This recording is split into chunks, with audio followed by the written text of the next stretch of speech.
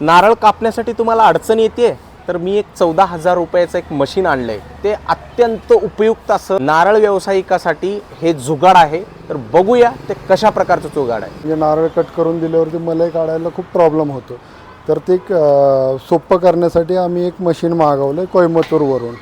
हे तर नारळ कट केल्यानंतर हा मध्ये ठेवून त्याचे 2 भाग करायचे आणि इझिली मग त्याची मलाई काढता येते आपल्याला। आता या मशीनसाठी आम्हाला 14,000 रुपये खर्च आला आहे। तर आम्ही का केलेलं आहे, तर ग्राहकांना चांगलं व्यवस्थित हायजीन पद्धतीने काढून देता यावं। तर आता ते कसं काढतो ते तुम्ही पहा। असं कट करायचं आणि अशा पद्धतीने आपण ते काढून देऊ शकतो।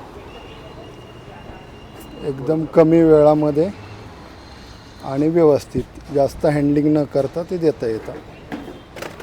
याला पाणी काढण्यासाठी इथं ठेवून आपण याला होल पण पाडू शकतो। डायरेक्ट होल पाडून त्याला देऊ शकतो, त्याच्यामध्ये स्ट्रॉ टाकून डायरेक्टली कट करायची, म्हणजे नॉर्मल कट करून होल पाडू शकतो त्याला।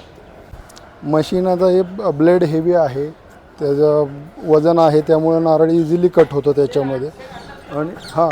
आणि याला हे दोन्ही बाजूने हे असल्यामुळं नारळ हलत नाही, एकदा मध्ये टाकला इझिली कट पण करता येतो आपल्याला आणि 2 त्याचे भाग पण करता येतात असे।